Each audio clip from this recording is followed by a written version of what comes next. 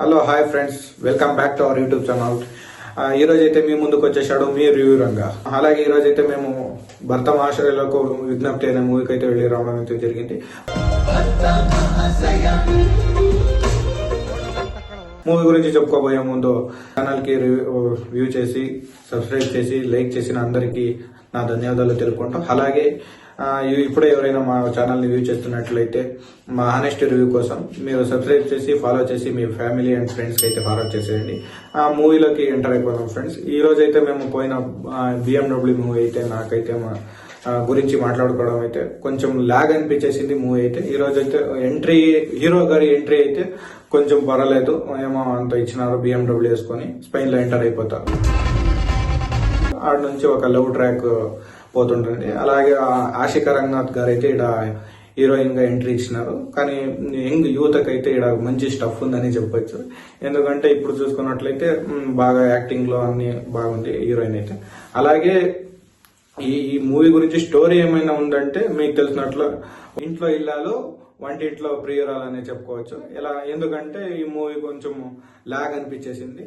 ఈడైతే director గారు కిషోర్ తిరుమల గారు అయితే అంతేం ప్లే చేయలేదు అనుకోవచ్చు. బ్యాక్గ్రౌండ్ మ్యూజిక్ కూడా అంతేం లేదు. మీరు చూసుకున్నట్లయితే శంకర్ వరప్రసాద్ మూవీలో ఇచ్చినంత బీజం అయితే ఏమీ లేదు భీమ్స్ గారు అయితే. అలాగే కామెడీ అయితే ఈ మూవీలో అంతేం నాకు నచ్చలేదు. ఆరుగురిని వేసుకుని కూడా ఈడ కామెడీ చేయలేకపోయారని చెప్పొచ్చు.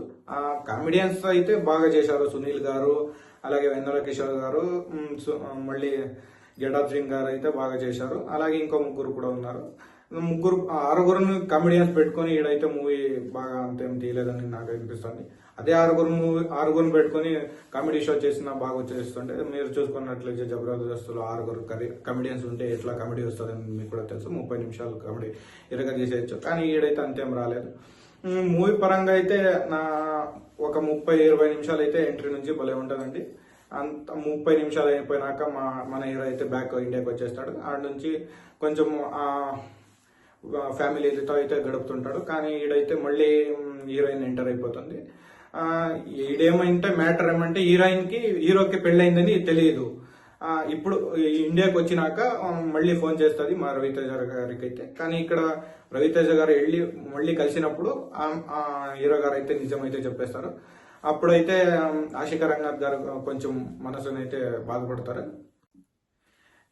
ఇక్కడ నుంచి సీన్స్ ఏమైతే ఉన్నాయంటే మీరు చూసుకున్నట్లయితే ఇద్దరు హీరోయిన్ని ప్రియురాల్ని ఎలా మేనేజ్ చేస్తారనేది మూవీ మొత్తం అంతా ఉంది. సెకండ్ హాఫ్ లో ఇదే రొట్ట తిప్పి చూపేసినారు. మీరు చూసుకున్నట్లయితే రొట్ట సీన్ అనిపిస్తుంది అంతా. మీరు ఎప్పుడు చూసే సీరియల్ లాగానే కనిపిస్తుంది. కార్తీక దీపం సీరియల్ లాగానే అనిపిస్తుంది. ఎందుకంటే కార్తీక దీపం సీరియల్లో వచ్చే ఒక సాంగ్ కూడా వేసేస్తారు దీంట్లో.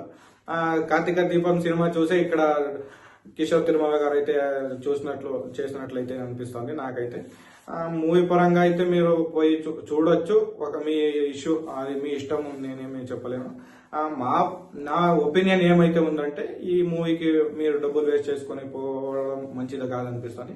మీ ప్రీవియస్ టైంని మీ పనుల్లో పెట్టుకుంటే మంచిగా ఉండొచ్చు అనిపిస్తుంది. అంతే ఫ్రెండ్స్, నెక్స్ట్ వచ్చే మూవీతో మీ ముందుంటాడు మీ review Ranga. Thank you, bye.